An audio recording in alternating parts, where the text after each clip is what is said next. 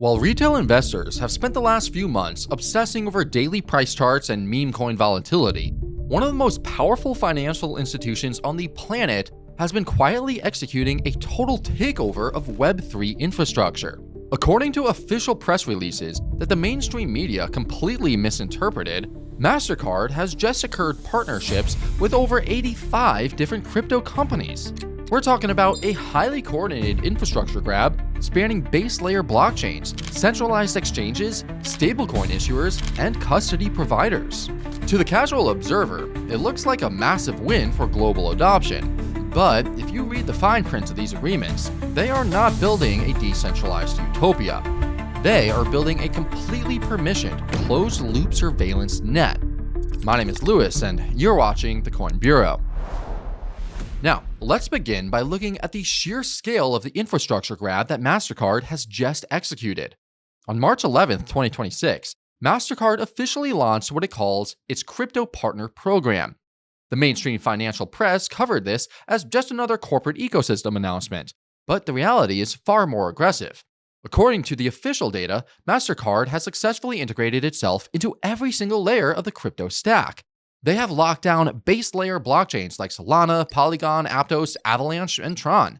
They have secured exchange partnerships with Binance, Bybit, OKX, Kraken, and Crypto.com.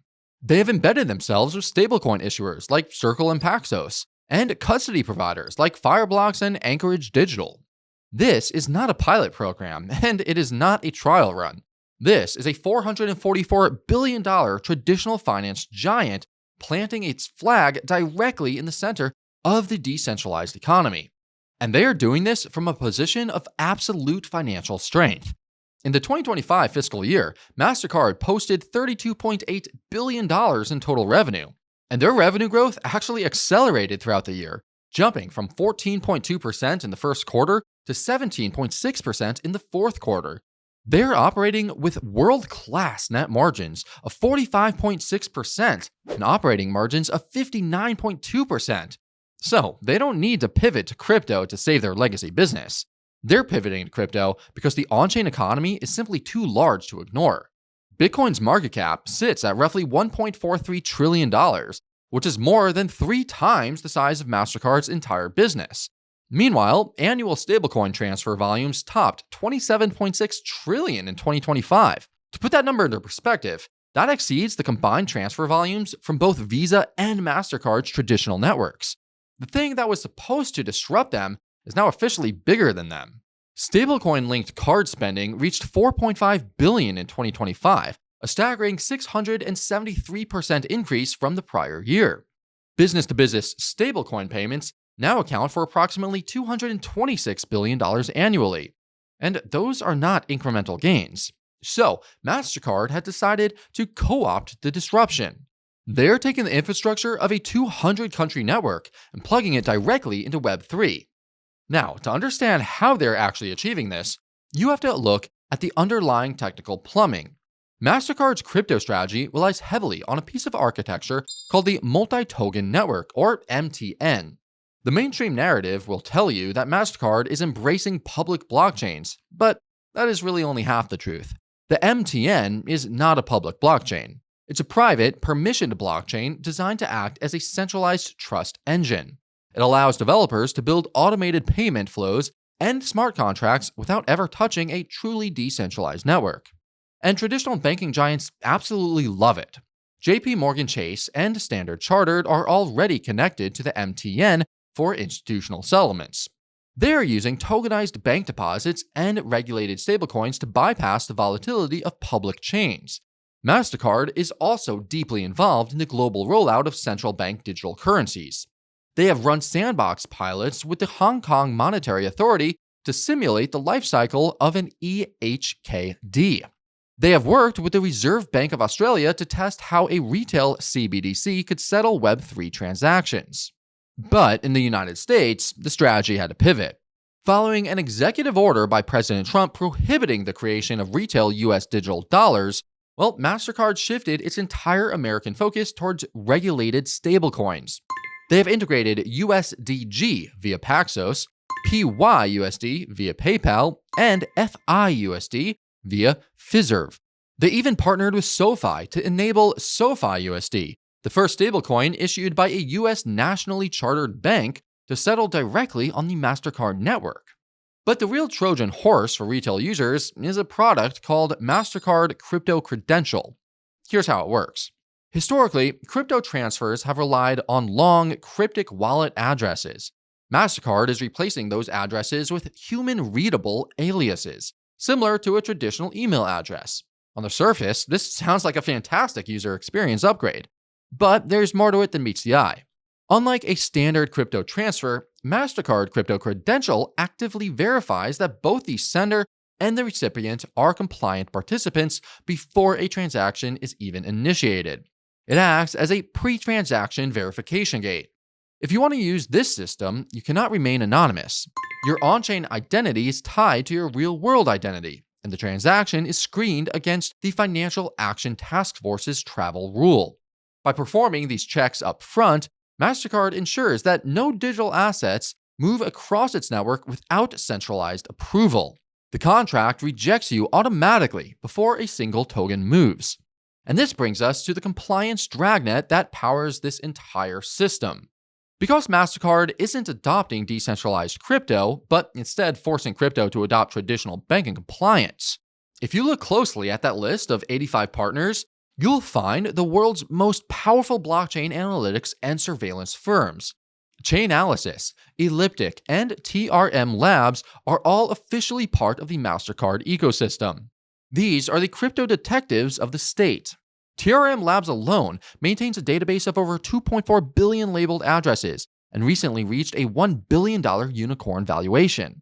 They even formed a specialized task force with Tether that has frozen more than $300 million in tainted assets. Elliptic recently became the first blockchain analytics firm to receive backing from 4 globally systemically important banks, including HSBC and JP Morgan. And Chainalysis just integrated its KYT risk intelligence directly with Chainlink's smart contracts. This means Chainalysis risk scores are no longer just advisory. They can be programmatically enforced at the smart contract level, blocking transactions before they execute. But Mastercard doesn't just partner with compliance providers, they actually own one.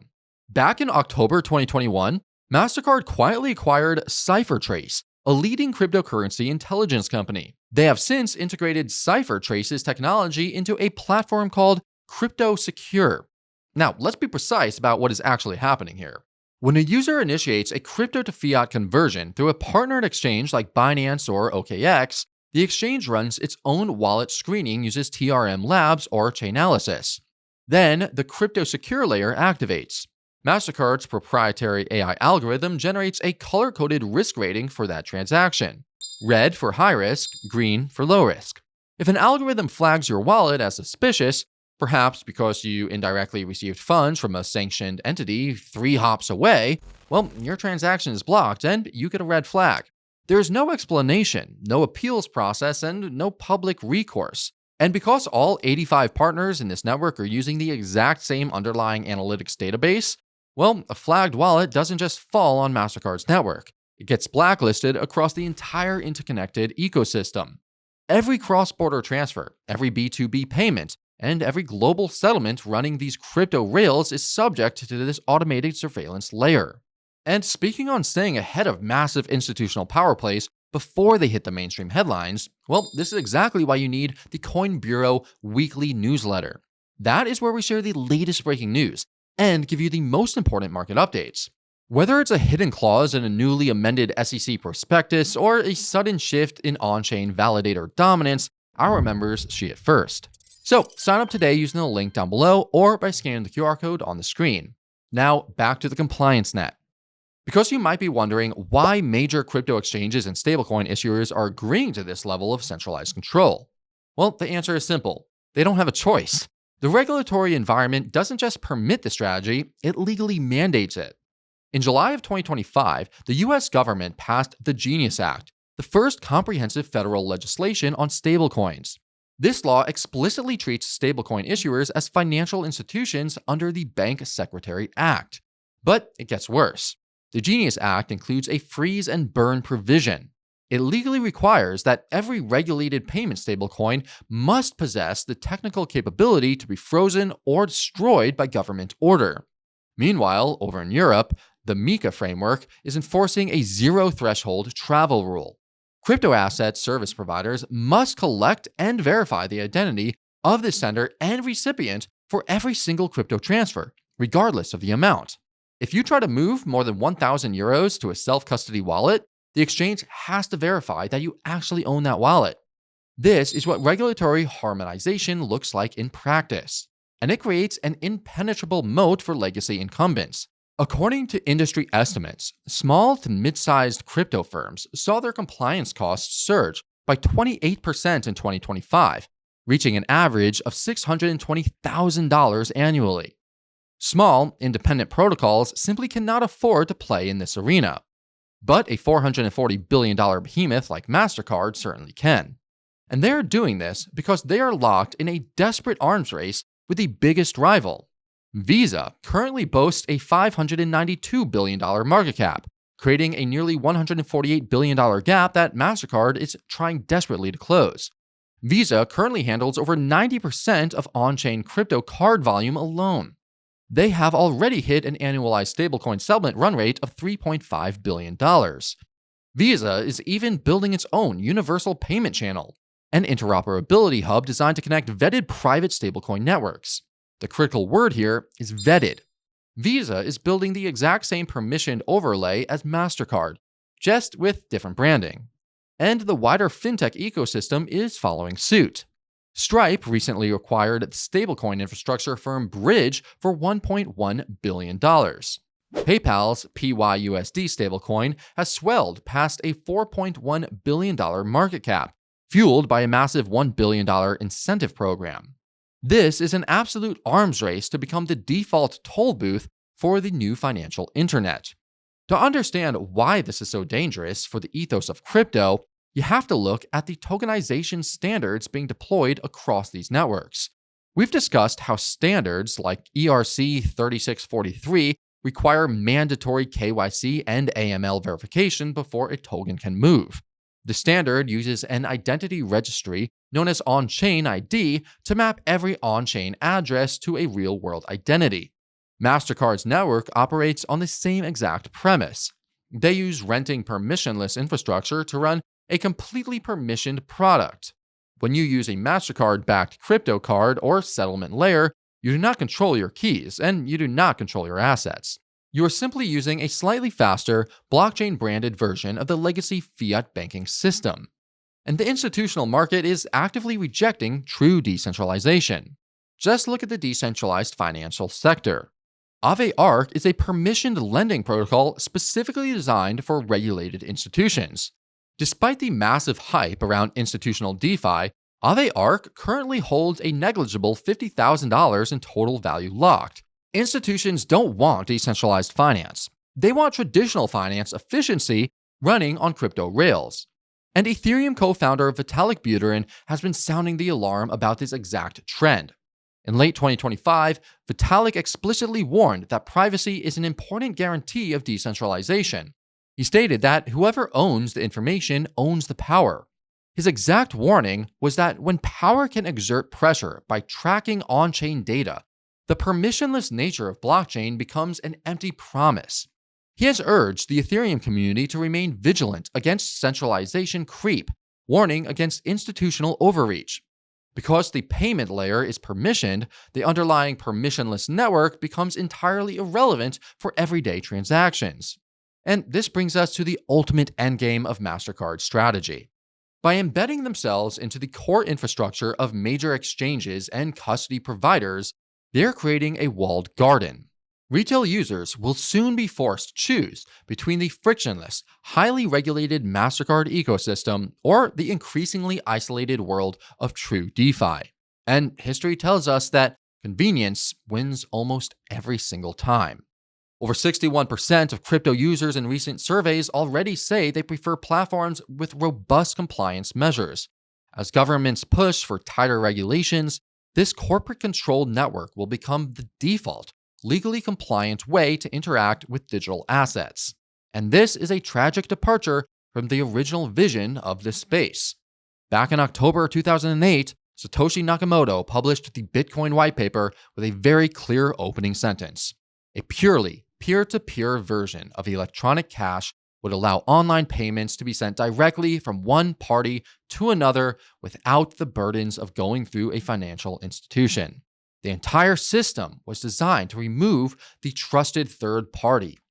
Decades later, in the Cypherpunk Manifesto, Eric Hughes warned that we cannot expect governments, corporations, or other large, faceless organizations to grant us privacy. He wrote that privacy is the power to selectively reveal oneself to the world.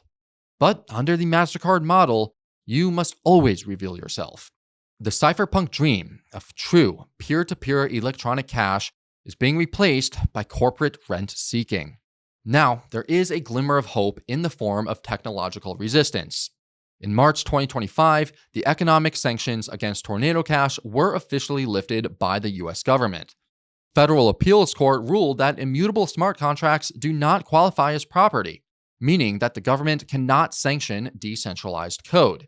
Despite years of regulatory pressure, Tornado Cash still processed roughly $2.5 billion worth of transactions in 2025. And zero-knowledge proofs are offering a potential third way. Protocols like Railgun, which saw $1.4 billion in net inflows last year, are developing proof of innocence models. These allow users to cryptographically prove that they are not on a sanctions list without actually revealing their personal data. But the question is whether corporate giants like Mastercard will ever integrate these privacy-preserving tools. Given their massive investments in surveillance infrastructure like CipherTrace, well, that seems highly unlikely. So, on one hand, Mastercard's massive integration with 85 plus crypto companies is undeniably bullish for short-term price action and global liquidity. It brings the infrastructure of a 200-country network directly into Web3, validating stablecoins as a permanent fixture of global commerce. It offers a lifeline to the 1.4 billion people worldwide who are currently excluded from the traditional financial system. But the long-term cost is the absolute sacrifice of financial privacy and decentralization. Mastercard is not building a bridge to the crypto world. They're building a compliance dragnet designed to absorb digital assets into the traditional banking surveillance state. The data does not lie. The next phase of global payments is being built on crypto rails, but it will be entirely controlled by Wall Street. The question isn't whether institutions will co-opt blockchain technology. The question is whether any truly permissionless alternatives will be allowed to survive alongside them. But what do you think? Is Mastercard's takeover a necessary evil for mass adoption, or does it destroy the fundamental purpose of cryptocurrency? Let me know your thoughts in the comments below. And if you want to understand how the multi-trillion-dollar tokenization trend is reshaping Wall Street, well, you could check out our video on that right over here. And if you want to dive deeper into how zero-knowledge proofs could save financial privacy, well, you could check out our video on that right over here. Thank you all so much for watching, and I'll see you again very soon. This is Lewis, signing off.